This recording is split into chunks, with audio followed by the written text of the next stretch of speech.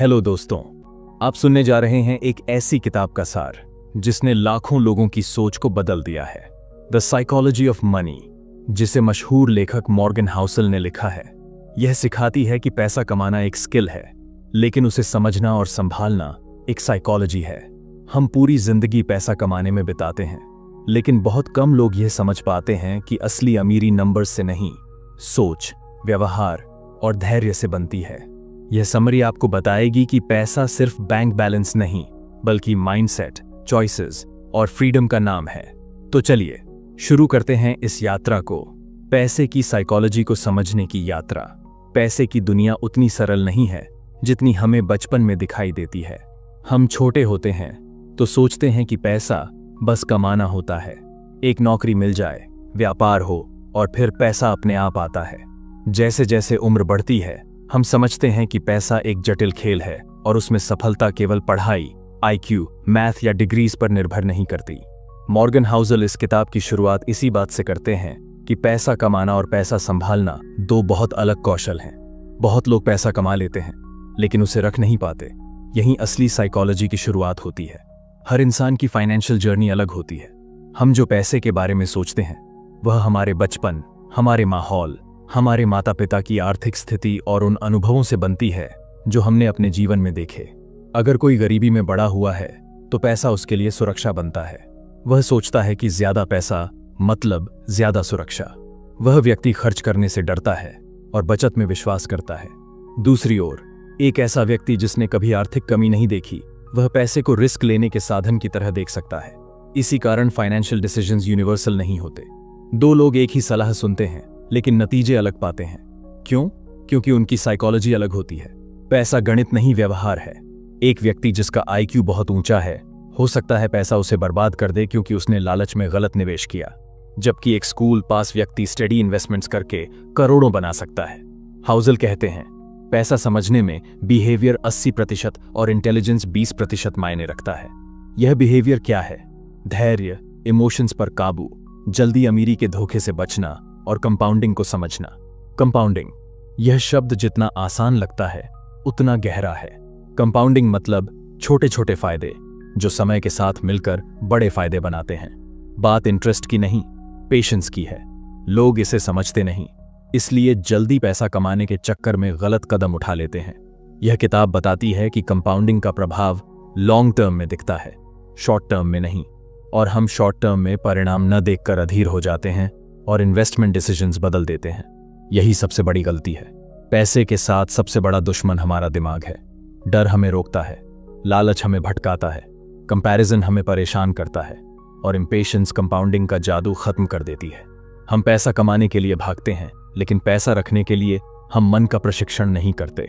किसी का खर्च उसकी कमाई से ज्यादा नहीं, उसकी इच्छाओं से ज्यादा होता है। इच्छाएं अनंत हैं और कंपैरिजन कभी खत्म नहीं होता। किताब यह समझाती है कि अमीरी दिखाने से नहीं, रखने से बनती है। कोई महंगी कार खरीद ले, महंगी घड़ी पहन ले, बड़ा घर ले ले, इससे वह अमीर दिखता है। लेकिन असली अमीरी वह है जो दिखती नहीं, जो बचाई गई हो, इन्वेस्ट की गई हो, जो फ्यूचर सुरक्षित कर सके। अगर कोई व्यक्ति 10 लाख कमाता है और 9 लाख खर्च कर देता है, वह अमीर दिख सकता है, लेकिन असली अमीरी वह नहीं है। जबकि जो व्यक्ति 50,000 कमाता है और 15,000 बचाता है, लंबे समय में वह अधिक वेल्थ बना सकता है। यह रेशियो की बात है, स्टेटस की नहीं। स्टेटस, यह एक ऐसा जाल है जिसमें हम सभी फंस जाते हैं। हमें लगता है कि लोग हमें हमारी चीजों से जज करते हैं, लेकिन वास्तविकता, कोई आपकी कार देखकर इंप्रेस्ड नहीं होता। वे कल्पना करते हैं कि अगर उनके पास वह कार होती तो कैसा लगता। लोग आपके बारे में नहीं सोचते, वे अपने बारे में सोचते हैं। इसलिए स्टेटस पर पैसा खर्च करना एक एंडलेस ट्रैप है। सोशल कंपैरिजन कभी समाप्त नहीं होता। आप 10 लाख कमाते हैं तो आप 15 लाख कमाने वाले को देखते हैं, वह 50 लाख वाले को, और यह दौड़ कभी खत्म नहीं होती। किताब लक और रिस्क की बात करती है। सफलता सिर्फ मेहनत का परिणाम नहीं है, उसमें लक का हिस्सा भी होता है। बिल गेट्स और पॉल एलन ने माइक्रोसॉफ्ट शुरू किया, लेकिन दुनिया में लाखों लोग थे जिनके पास स्किल थी लेकिन लक नहीं थी। ठीक उसी तरह असफलता हमेशा इनकॉम्पिटेंस का परिणाम नहीं। कभी कभी समय खराब होता है, परिस्थितियां प्रतिकूल होती हैं और कंट्रोल हमारे हाथ में नहीं होता। इसलिए दूसरों की सफलता को आंख मूंद कर फॉलो करना गलत है। और दूसरों की असफलता पर जजमेंट देना भी गलत है। आप उसकी पूरी कहानी नहीं जानते। रिस्क, इस शब्द को लोग लाइटली लेते हैं। हम रिटर्न्स देखते हैं, रिस्क नहीं। हम सुनते हैं किसी ने शेयर मार्केट में पैसा कमाया तो हम भी लालच में कूद पड़ते हैं, पर हम नहीं देखते उसने कितने साल इन्वेस्ट किया, कितनी गिरावट झेली। किताब सिखाती है रिस्क अवॉइडेड नहीं, अंडरस्टूड होना चाहिए। पैसा तब बनता है जब आप रिस्क को समझकर डिसीजन लेते हैं। डर के कारण इन्वेस्टमेंट न करना भी नुकसान है, और लालच के कारण बिना सोचे इन्वेस्टमेंट करना भी नुकसान। फाइनेंशियल फ्रीडम, यह अल्टीमेट गोल है। पैसा हमें सिर्फ चीजें नहीं देता, वह हमें चॉइसेस देता है। वह दिन सबसे बड़ा लग्जरी है जब आप कह सकें, आज मैं वही करूंगा जो मैं चाहता हूं, जो मैं पसंद करता हूं, न कि जो मजबूरी में करना पड़े। पैसा तभी कामयाब है जब वह आपको कंट्रोल दे। अगर पैसे के कारण आप स्ट्रेस में हैं, टेंशन में हैं, कंपैरिजंस में फंसे हैं, तो पैसा आपको कंट्रोल कर रहा है, आप उसे नहीं। किताब एक और महत्वपूर्ण बात कहती है, इनफ, मतलब यह जानना कि कितना पर्याप्त है। यह सीमा जानना कठिन है, क्योंकि पैसा एडिक्टिव है। जितना मिलता है उतना कम लगता है। अगर आप 10 लाख कमाने के बाद सोचते हैं कि 20 लाख होंगे तो क्या शांति मिलेगी? नहीं, तो 20 पर 40, 40 पर 1 करोड़। और यह चेज कभी नहीं रुकती। यह चेज आपको कंजम्पशन और कंपैरिजन में धकेलती है, फ्रीडम में नहीं। हम इन्वेस्टमेंट डिसीजंस में सबसे बड़ी गलती करते हैं, दूसरों को देखकर।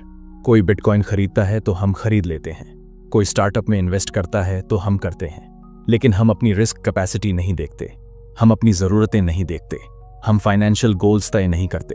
भीड़ इन्वेस्टमेंट नहीं, स्टैम्पीड बनाती है, और स्टैम्पीड कभी स्टेबल रिजल्ट नहीं देती। इसलिए इन्वेस्टमेंट भीड़ से नहीं, माइंडसेट से होनी चाहिए। किताब हमें ह्यूमिलिटी सिखाती है।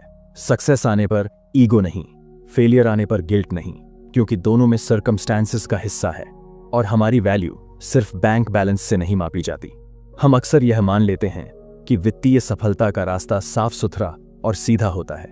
हमें लगता है कि अगर हम सही फॉर्मूला समझ जाएं, सही इन्वेस्टमेंट स्ट्रैटेजी पढ़ लें, एक्सपर्ट्स की सलाह मान लें, तो पैसा अपने आप बढ़ेगा। लेकिन इस किताब का गहरा संदेश यही है कि पैसा बढ़ाने में फॉर्मूला की भूमिका सीमित है और माइंडसेट की भूमिका विशाल। पैसे की दुनिया में सर्टेनिटी का अस्तित्व नहीं होता। मार्केट अनप्रेडिक्टेबल है, इकोनॉमी अनप्रेडिक्टेबल है, और सबसे महत्वपूर्ण, मनुष्य अनप्रेडिक्टेबल है। इसलिए वित्तीय निर्णय लेना विज्ञान नहीं, मनोविज्ञान है, और जिसने अपने दिमाग के उतार चढ़ाव को समझ लिया वही लंबी दौड़ में जीतता है। हाउजल बताते हैं कि मनुष्य का बिहेवियर शॉर्ट टर्म इमोशन से अधिक प्रभावित होता है। अगर मार्केट गिर रहा है तो घबराहट होती है, अगर मार्केट चढ़ रहा है तो लालच होता है, और यह भावनाएं हमें ऐसे निर्णय लेने पर मजबूर करती हैं जिनका हमें वर्षों तक पछतावा होता है। एक व्यक्ति बुल रन में अपने सारे सेविंग्स इन्वेस्ट कर देता है और क्रैश में पैनिक में बेच देता है। यह स्ट्रैटेजी नहीं, इमोशन है, और पैसा इमोशन से नहीं बढ़ता। पैसा रखने की सबसे बड़ी स्किल सेल्फ कंट्रोल है। आप यह डिसाइड कर पाएं कि आपकी जरूरतें और इच्छाएं कहां पर अलग होती हैं। दुनिया आपको बार बार यह दिखाने की कोशिश करती है कि आपको और चाहिए, नई कार, महंगा फोन, बड़ा घर, फॉरेन ट्रिप्स, ब्रांडेड लाइफस्टाइल। लेकिन असली क्वेश्चन यह है, क्या ये चीजें हैप्पीनेस देती हैं? शायद थोड़ी देर के लिए, लेकिन परमानेंट नहीं। जबकि फाइनेंशियल सिक्योरिटी, फ्रीडम और स्ट्रेस फ्री लाइफ परमानेंट खुशी दे सकते हैं। किताब एक और लेसन देती है, हर फाइनेंशियल सक्सेस के पीछे सैक्रिफाइस होता है। डिसिप्लिन का सैक्रिफाइस, इंपल्सिव डिसीजंस छोड़ने का सैक्रिफाइस, तुरंत रिवॉर्ड को इग्नोर करने का सैक्रिफाइस। और यह सैक्रिफाइस करना सीखना मुश्किल है, क्योंकि दिमाग इंस्टेंट ग्रेटिफिकेशन पसंद करता है। आज की खुशी, आज की खरीदारी, आज की संतुष्टि, दिमाग यही चाहता है। लेकिन कंपाउंडिंग टुमारो को रिवॉर्ड देती है, और टुमारो को रिवॉर्ड पाने के लिए आज कॉम्प्रोमाइज करना सीखना होगा। यह है सेविंग माइंडसेट। सेविंग माइंडसेट का मतलब पॉवर्टी नहीं, इसका मतलब है चॉइसेस।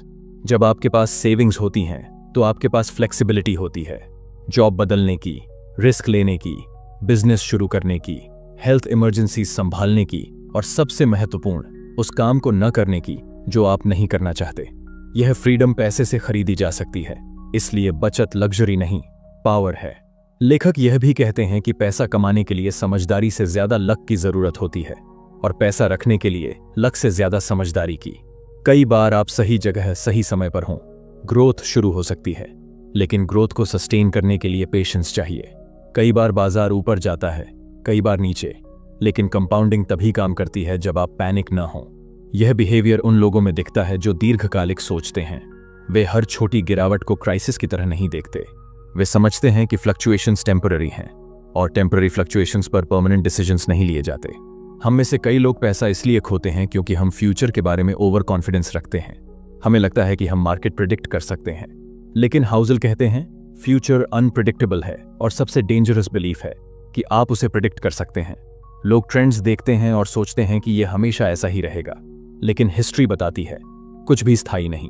बूम भी खत्म होता है, रिसेशन भी खत्म होता है। इसलिए मनी स्ट्रैटेजी परमानेंट नहीं, अडेप्टेबल होनी चाहिए। अब बात करते हैं कंपैरिजन की। कंपैरिजन पैसे का सबसे बड़ा मानसिक शत्रु है। कंपैरिजन आपको अपनी जरूरतें भूलने पर मजबूर करता है और दूसरों की जरूरतें प्राथमिक बना देता है। आप अपनी जिंदगी अपनी प्रायोरिटीज के साथ नहीं जीते, बल्कि दूसरों की प्रायोरिटीज के आधार पर डिसीजंस लेते हैं। यही वजह है कि लोग महंगी चीजें खरीदते हैं इंप्रेस करने के लिए, लेकिन लोग इंप्रेस्ड नहीं होते। लोग ऑक्यूपाइड होते हैं अपने लाइफ गोल्स में। कंपैरिजन का जाल उतना ही खतरनाक है जितना कर्ज का जाल। यह आपको इनविजिबल चेन्स में बांध देता है। धन का वास्तविक उद्देश्य है फ्रीडम। जब आपके पास इतना पैसा हो कि आप तय कर सकें कब काम करना है, कितना काम करना है, किसके साथ काम करना है और किसके लिए नहीं, यह फ्रीडम स्टेटस से अधिक अनमोल है। एक व्यक्ति जिसके पास महंगी कार है लेकिन तनाव में है, कर्ज में है, वास्तविक रूप से अमीर नहीं है। लेकिन एक व्यक्ति जिसके पास साधारण कार है लेकिन वह अपना समय नियंत्रित कर सकता है, वह वास्तविक वेल्थी है। समय यह असली मुद्रा है। पैसा खोकर वापस पाया जा सकता है, समय खोकर नहीं। जब हम पैसे के बारे में सोचते हैं तो हम अक्सर यह भूल जाते हैं कि हमारा दिमाग हमें मिसलीड कर सकता है।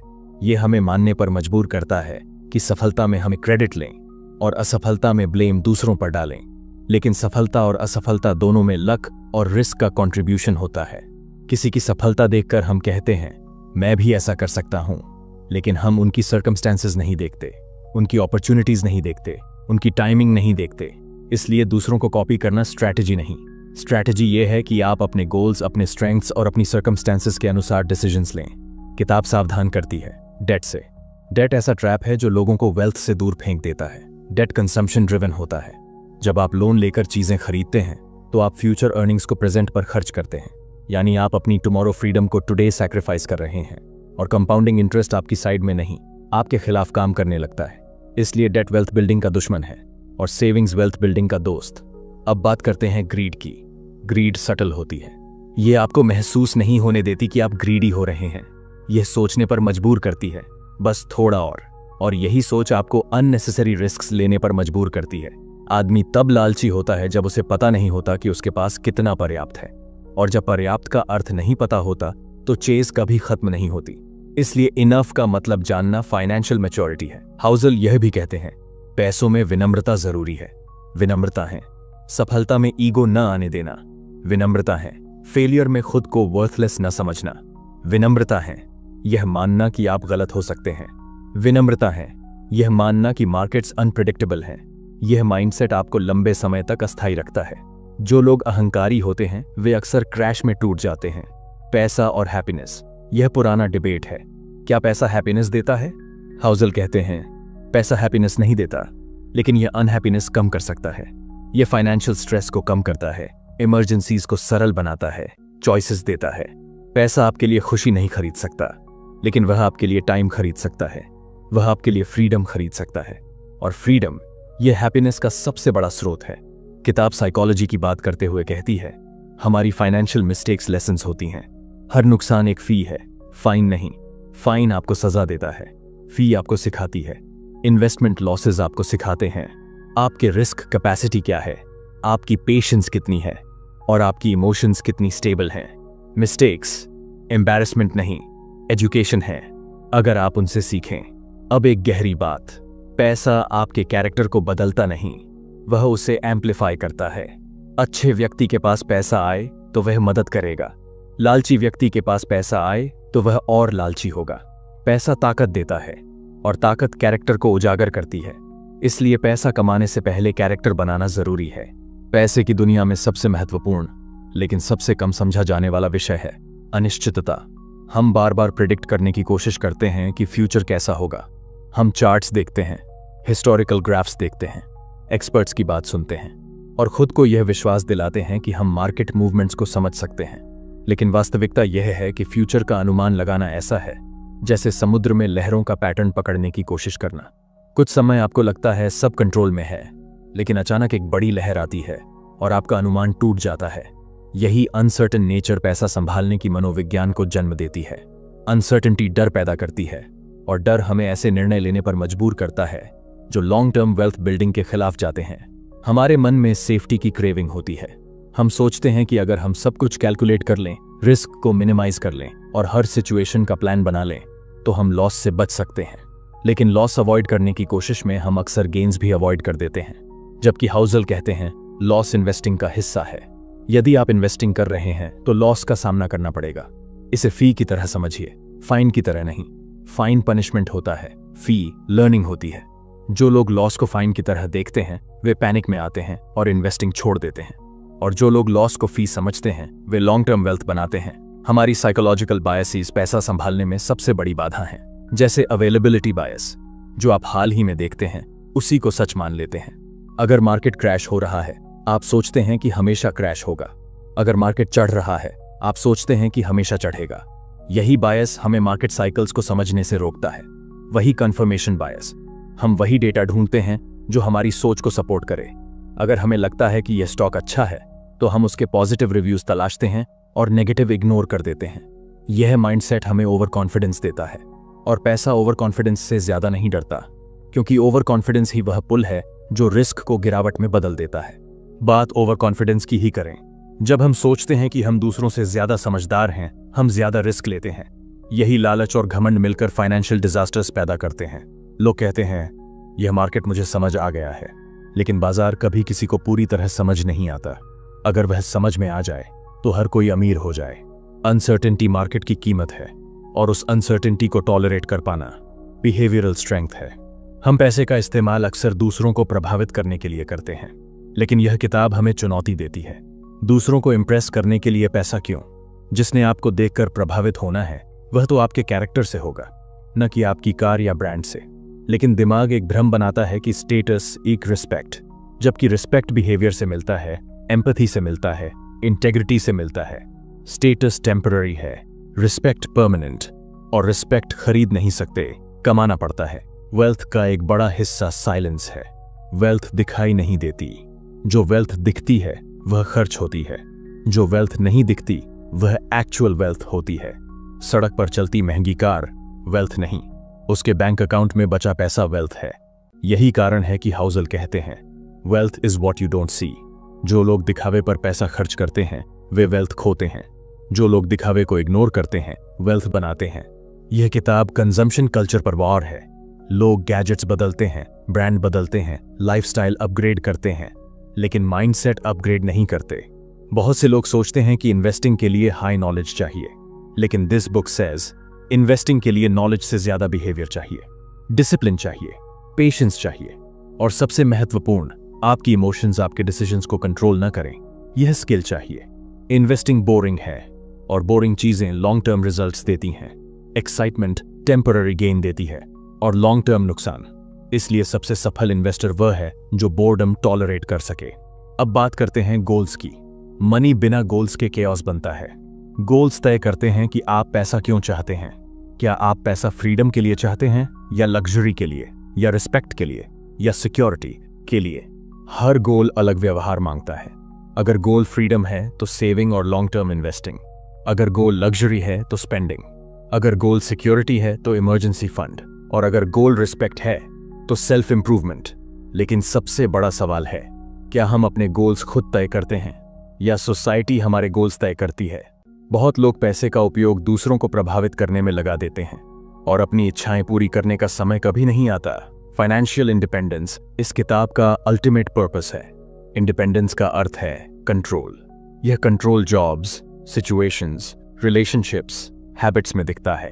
अगर आपके पास पैसा है आप टॉक्सिक माहौल छोड़ सकते हैं, आप रॉन्ग पीपल अवॉइड कर सकते हैं, आप अनहेल्थी स्ट्रेस छोड़ सकते हैं।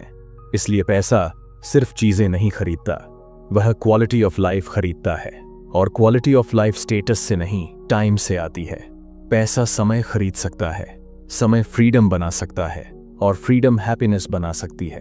किताब कहती है सेविंग बोरिंग है, लेकिन यही बोरिंग चीजें एक्स्ट्रॉर्डिनरी रिजल्ट्स देती हैं। सेविंग डिसिप्लिन नहीं, इंश्योरेंस है। इंश्योरेंस अगेंस्ट अनप्रिडिक्टेबिलिटी, क्योंकि फ्यूचर अनप्रिडिक्टेबल है, इसलिए सेविंग आपको प्रोटेक्शन देती है। Protection gives peace, peace gives better decisions give wealth, wealth gives choices. यही साइकिल है। लोग सोचते हैं मैं ज्यादा बचत तब करूंगा जब मैं ज्यादा कमाऊंगा, लेकिन असली चुनौती यह है कि इनकम के बावजूद एक्सपेंसेस बढ़ जाते हैं। लाइफस्टाइल इन्फ्लेशन वेल्थ का सबसे बड़ा दुश्मन है। जब इनकम बढ़ती है तो खर्च भी बढ़ जाते हैं और वेल्थ गैप घट जाता है। अगर इनकम बढ़ने पर बचत न बढ़े तो वेल्थ कभी नहीं बनेगी। मनी और हैप्पीनेस का सटल रिलेशन है। हम मानते हैं कि पैसा हमें खुश कर देगा, लेकिन रिसर्च कहती है मनी हैप्पीनेस दे सकता है, लेकिन एक सर्टेन लेवल तक। उस स्तर के बाद पैसा सेटिस्फैक्शन देता है, खुशी नहीं। खुशी टाइम में है, टाइम की आप अपने टर्म्स पर जी सकें। पैसा फ्रस्ट्रेशंस कम कर सकता है, स्ट्रेस घटा सकता है, जो इनडायरेक्टली हैप्पीनेस दे सकता है, लेकिन पैसा अकेले हैप्पीनेस नहीं। पैसा एनवायरनमेंट इंप्रूव कर सकता है, और अच्छा एनवायरनमेंट हैप्पीनेस पैदा कर सकता है। इसलिए पैसा इनडायरेक्टली हैप्पीनेस को सपोर्ट करता है। अब बात फ्यूचर प्लानिंग की। लोग फ्यूचर को आइडियलाइज करते हैं, सोचते हैं रिटायरमेंट में पीस होगा, लेकिन पीस तभी पॉसिबल है जब आज डिसीजंस फ्यूचर के हिसाब से हों। अगर आज इंपल्सिव स्पेंडिंग होगी, डेट होगा, रिस्क अंडरस्टैंडिंग नहीं होगा, तो फ्यूचर एंग्जाइटी से भरा होगा। इसलिए प्लानिंग सिर्फ नंबर्स नहीं, माइंडसेट है। अगर आप आज कंट्रोल दिखाते हैं, फ्यूचर रिवॉर्ड देता है। अगर आज इग्नोर करेंगे, फ्यूचर बर्डन देगा।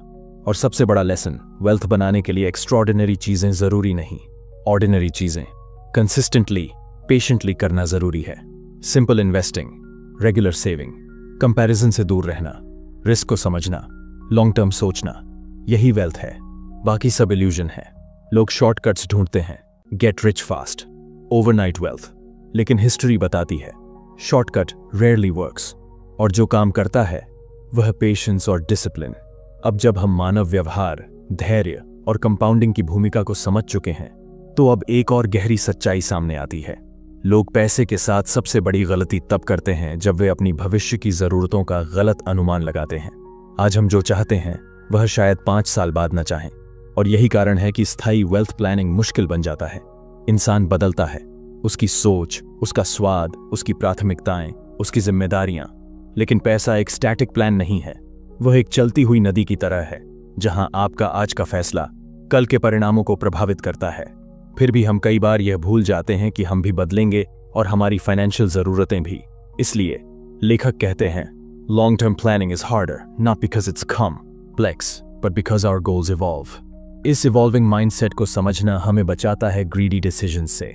उदाहरण के तौर पर, अगर आप आज एक लग्जरी कार खरीदना चाहते हैं क्योंकि आपको लगता है कि इससे हैप्पीनेस मिलेगी, तो कुछ साल बाद शायद वही कार एक लायबिलिटी लगे, क्योंकि प्रायोरिटीज बदल चुकी होंगी। यह किताब बार बार इस बात पर जोर देती है कि खुशी शॉर्ट टर्म ऑब्जेक्ट्स में नहीं, लॉन्ग टर्म फ्रीडम में होती है। आज का टेम्पटेशन कल की रिग्रेट बन सकता है। इसलिए पैसे के मामले में डिले ग्रेटिफिकेशन एक बहुत बड़ा हथियार है। जो लोग तत्काल खुशी के लिए पैसे फूंक देते हैं, वे अक्सर लॉन्ग टर्म अपॉर्चुनिटीज खो देते हैं, और जो धैर्य रखते हैं वो वही फ्रीडम खरीदते हैं जिसे दूसरे लोग सिर्फ सपनों में देखते हैं। पैसा सिर्फ एक संख्या नहीं है, वह मनोविज्ञान है। यह आपको ईगो भी देता है और इनसिक्योरिटी भी। जब आप गरीब होते हैं तो पैसा एक जरूरत है, जब आप मिडिल क्लास होते हैं तो पैसा सुरक्षा है, और जब आप अमीर बन जाते हैं तो पैसा आइडेंटिटी बन जाता है। लेकिन सबसे बुद्धिमान वही है जो इन तीनों स्तरों को समझकर भी पैसे को अपनी पर्सनैलिटी न बनने दे। इसकी सबसे बड़ी मिसाल है विनम्रता। इस किताब में बताया गया है कि धन और सिंप्लिसिटी एक साथ चल सकते हैं। अमीर होना और दिखावा करना दो अलग बात हैं, और वेल्थ का असली मतलब है तुम्हारी लाइफस्टाइल स्टेबल रहे, चाहे इनकम थोड़ी फ्लक्चुएट भी हो। अगर तुम्हारी जीवन शैली इनकम के साथ बढ़ती जाती है तो तुम वेल्थ नहीं, सिर्फ इल्यूजन खरीद रहे हो। यहां एक और महत्वपूर्ण लेसन आता है, लॉस अवॉइडेंस। इंसान के अंदर नुकसान का डर लाभ की खुशी से लगभग 2 गुना अधिक प्रभाव डालता है। अगर कोई 10,000 रुपए कमाता है तो उसे खुशी मिलती है, लेकिन वह 10,000 खो देता है तो उसे मानसिक रूप से बहुत अधिक दर्द होता है। यह असमान भावनात्मक प्रतिक्रिया हमें गलत फाइनेंशियल निर्णय लेने पर मजबूर करती है। हम लॉस से बचने के लिए गलत इन्वेस्टमेंट्स पकड़े रहते हैं। हम रिस्क से डरकर सेफ लेकिन अनप्रोडक्टिव जगह पैसा रखते हैं।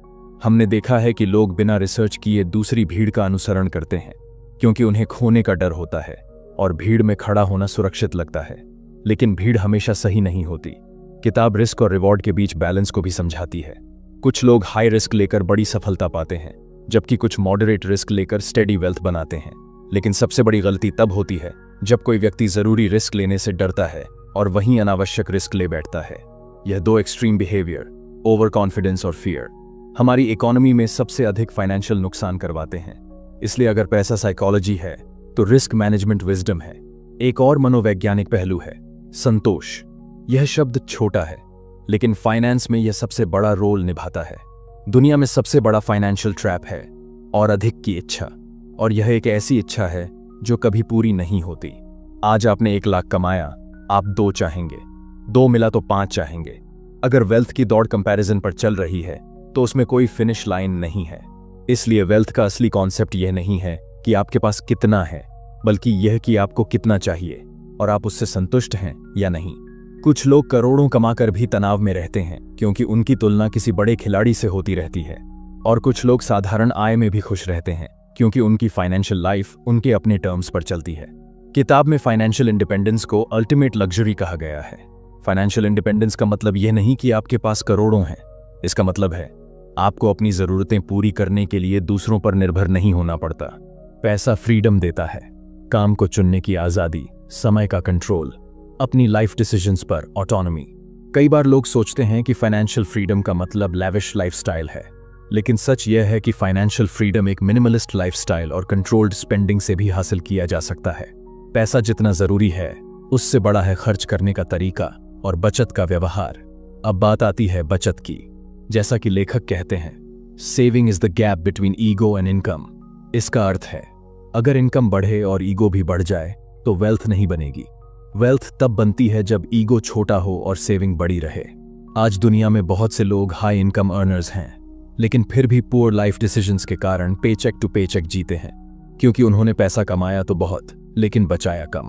उन्होंने डेट को स्टेटस से बदल दिया और फ्यूचर नीड्स को प्रेजेंट फैशन में दफन कर दिया। वेल्थ बिल्डिंग में टाइम सबसे बड़ा फैक्टर है। अगर कोई 50% इंटरेस्ट अर्न करे लेकिन सिर्फ 2 साल इन्वेस्ट करे तो वह उतना वेल्थ नहीं बना पाएगा जितना कोई 8% इंटरेस्ट अर्न करके 40 साल इन्वेस्ट करे। लेकिन इंसान टाइम को अंडर एस्टिमेट करता है। कंपाउंडिंग को समझने के लिए इमेजिनेशन चाहिए।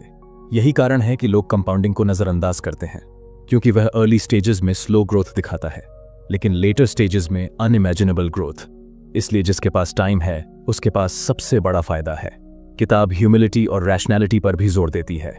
पैसा जब आपके पास आता है तो ईगो बढ़ाने की क्षमता रखता है। आप सोचने लगते हैं कि मैं स्मार्ट हूं, मैं जीनियस हूं, मैं अनबीटेबल हूं।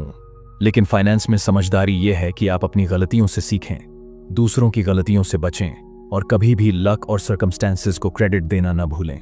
हम अक्सर ये मान लेते हैं कि सक्सेस स्किल्स के कारण है, जबकि कई बार सक्सेस टाइमिंग और एनवायरनमेंट की वजह से भी आती है। इसलिए वेल्थ और ह्यूमिलिटी का संबंध बहुत गहरा है।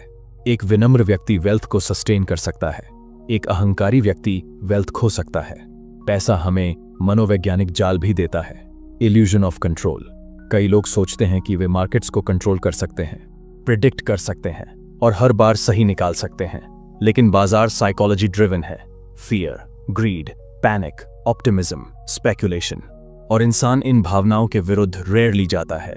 इसलिए सबसे सुरक्षित स्ट्रैटेजी वही है, long term consistency. Speculation short term excitement दे सकता है, लेकिन लॉन्ग टर्म डिस्ट्रक्शन भी दे सकता है।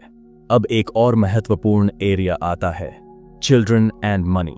बहुत से पेरेंट्स अपने बच्चों को पैसा देना सिखाते हैं, लेकिन उसे समझना नहीं सिखाते। पैसा वैल्यूज के बिना डेंजरस हो सकता है। अगर बच्चे बचपन से पैसे के साथ सही बिहेवियर सीखें, delayed gratification, saving, value for money, तो वे फ्यूचर में फाइनेंशियल स्ट्रेस से बच सकते हैं। लेकिन अगर पैसा सिर्फ दिखावा, स्टेटस सिंबल और कंपैरिजन का माध्यम बन गया, तो उसी पैसे से एंग्जाइटी, इनसिक्योरिटी और ग्रीड पैदा होगी।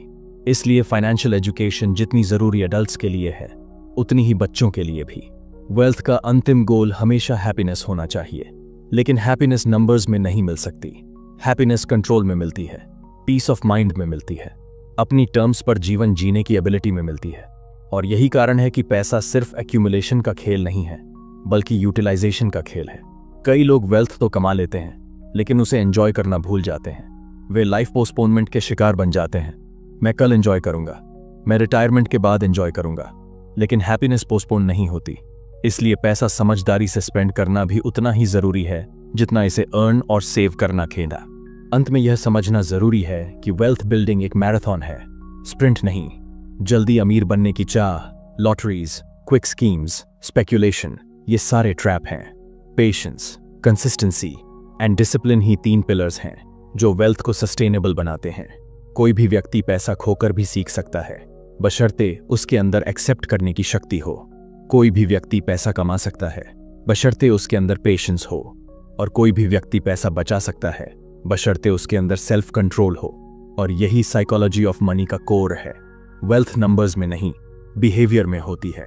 पैसा कमाना स्किल है, लेकिन उसे संभालना विजडम है। पैसा दिखावा नहीं, फ्रीडम है। और अमीरी वह नहीं जो दिखे, बल्कि वह है जो हिडन रहे, बैंक बैलेंस में, इन्वेस्टमेंट्स में और सबसे ज्यादा माइंडसेट में। अब जबकि हमने पैसा, व्यवहार, जोखिम, धैर्य, कंपाउंडिंग, ईगो, कंपैरिजन और फ्रीडम के बारे में गहराई से समझ लिया है, तो आखिर में एक बड़ा सवाल खड़ा होता है। हम अपने फाइनेंशियल डिसीजंस किस आधार पर लेते हैं? क्या वह लॉजिक पर आधारित होते हैं या साइकोलॉजी पर? सच्चाई यह है कि हम में से अधिकतर लोग अपने पैसों के संबंध में भावनात्मक रूप से काम करते हैं, न कि तर्क के आधार पर। और यही कारण है कि लोग वेल्थ को सस्टेन नहीं कर पाते। लॉजिक ये कहता है कि पैसा एक रिसोर्स है जिसे मैक्सिमाइज करना चाहिए, लेकिन साइकोलॉजी कहती है कि पैसा एक इमोशन है जिसे मैनेज करना चाहिए।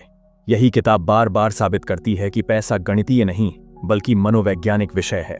इंसान की फाइनेंशियल लाइफ 3 सबसे महत्वपूर्ण स्तंभों पर टिकी होती है: अनुभव, आशा और डर। हमारा अनुभव यह तय करता है कि हम पैसे को कैसे देखते हैं। अगर किसी ने बचपन में गरीबी देखी है, तो वह अपने पूरे जीवन में पैसे को इनसिक्योरिटी और सर्वाइवल के रूप में देखेगा। अगर किसी ने बचपन में भरपूर पैसा देखा है, तो वह पैसा कंफर्ट और एंटाइटलमेंट के रूप में देखेगा। अनुभव हमारे बिलीफ बनाते हैं, और वही बिलीफ हमारे फाइनेंशियल डिसीजंस को शेप करते हैं। इसलिए सोसाइटी में एक ही फाइनेंशियल एडवाइस हर किसी को सूट नहीं करती, क्योंकि हर इंसान की बैकग्राउंड अलग होती है। इसी तरह आशा, होप हमें रिस्क लेने, गोल्स बनाने और फ्यूचर के लिए प्लानिंग करने में मदद करती है, जबकि डर, फियर हमें बचाव करना सिखाता है। ये तीनों इमोशंस, तीनों की भूमिकाएं अलग अलग हैं, लेकिन इन्हें संतुलित करना वित्तीय सफलता की कुंजी है। यहाँ एक और महत्वपूर्ण ट्रूथ सामने आता है: वेल्थ अनाकर्षक होती है, वह आंखों से दिखती नहीं। जो luxury cars, expensive gadgets, branded clothes दिखते हैं, वह वेल्थ नहीं होते, वे खर्च होते हैं। वेल्थ वह है जो नजर नहीं आती: सेविंग्स, इन्वेस्टमेंट्स, एसेट्स, डिपॉजिट्स।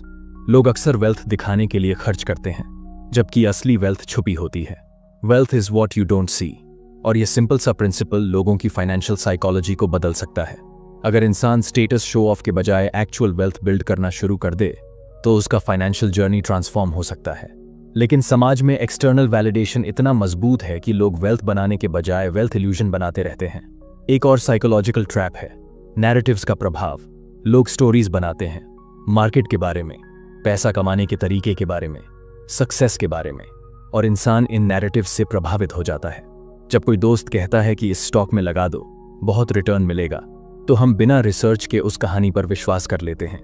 किसी ने बहुत पैसा कमाया है, यह नैरेटिव है, लेकिन उसका रिस्क, उसका पेशेंस, उसका टाइमिंग, वह नैरेटिव में नहीं बताया जाता, और हम उस इनकम्प्लीट कहानी के आधार पर डिसीजंस लेते हैं। यही रीजन है कि स्पेक्यूलेशन और हर्ड मेंटालिटी फाइनेंशियल लॉसेस पैदा करते हैं। किताब हमें एक बेहद महत्वपूर्ण सलाह देती है: पैसे को लेकर एक्सट्रीम एक्सपेक्टेशंस और जीरो एक्सपेक्टेशंस दोनों गलत हैं। हमें ऑप्टिमिस्टिक होना चाहिए, लेकिन रियलिस्टिक भी। हमें बिलीव करना चाहिए कि वेल्थ बन सकती है, लेकिन यह भी कि उसमें टाइम लगता है, डिसिप्लिन लगता है, और फ्लक्चुएशंस आते हैं। अगर आप एक्सपेक्ट करते हैं कि आपका पैसा हमेशा ग्रो करेगा, तो मार्केट फॉल आपको पैनिक में डाल देगा। और अगर आप एक्सपेक्ट करते हैं कि पैसा कभी ग्रो नहीं करेगा, तो आप इन्वेस्टिंग शुरू ही नहीं करेंगे। इसलिए बैलेंस माइंडसेट आवश्यक है। अब बात आती है लक और रिस्क की। यह दोनों एक सिक्के के 2 पहलू हैं। कुछ लोग इमेंस सक्सेस पाते हैं न केवल स्किल से, बल्कि सर्कमस्टेंसेस के कारण, और कुछ लोग फेलियर्स का सामना करते हैं न केवल मिस्टेक्स के कारण, बल्कि सर्कमस्टेंसेस के कारण। इसीलिए सक्सेस पर गर्व करो, लेकिन दूसरों को जज मत करो। किसी की सफलता देखकर अपने आप को कम मत समझो, और किसी की असफलता देखकर खुद को सुपीरियर मत समझो। फाइनेंस में ह्यूमिलिटी सिर्फ मॉरल वैल्यू नहीं, प्रैक्टिकल वैल्यू है। इस साइकोलॉजी का सबसे शक्तिशाली तत्व है टाइम होराइजन। अगर आप शॉर्ट टर्म सोचते हैं तो आपको पैसा वॉलेटाइल लगेगा। अगर आप लॉन्ग टर्म सोचते हैं तो वही पैसा प्रिडिक्टेबल लगेगा। यह वही प्रिंसिपल है जो कंपाउंडिंग को शक्तिशाली बनाता है। पेशेंस सिर्फ इंतजार करना नहीं है, पेशेंस है ट्रस्ट बनाए रखना। मार्केट गिरता है तो पैनिक नहीं, गिरना भी जर्नी का हिस्सा मानना। जो लोग शॉर्ट टर्म वॉलेटिलिटी से डरते हैं वे लॉन्ग टर्म गेन्स खो देते हैं। अब एक बात जो अधिकतर लोग नहीं समझते, वेल्थ बिल्डिंग का मतलब सैक्रिफाइस नहीं है। यह लाइफ एंजॉयमेंट से भागना नहीं है, बल्कि यह कॉन्शियस स्पेंडिंग है। पैसा वहां खर्च करो जहां वैल्यूज हों, एक्सपीरियंसेस हों, लर्निंग हो, रिलेशनशिप्स मजबूत हों, और अवॉइड करो जहां पैसे का उद्देश्य केवल दूसरों को प्रभावित करना हो। पैसा आपको खुशी दे सकता है अगर वह फ्रीडम खरीदता है। पैसा आपको दुख दे सकता है अगर वह शो ऑफ खरीदता है। किताब हमें फाइनेंशियल प्लानिंग में फ्लेक्सिबिलिटी की भूमिका भी बताती है। कोई भी प्लान परमानेंट नहीं होता और न ही होना चाहिए, क्योंकि हम बदलते हैं, हमारी जरूरतें बदलती हैं, दुनिया बदलती है। प्लान में फ्लेक्सिबिलिटी रखने का अर्थ है हार्ड टाइम्स को सरवाइव करना और गुड टाइम्स को मैक्सिमाइज करना। कठोर प्लान टूटते हैं, फ्लेक्सिबल प्लान एडजस्ट होते हैं।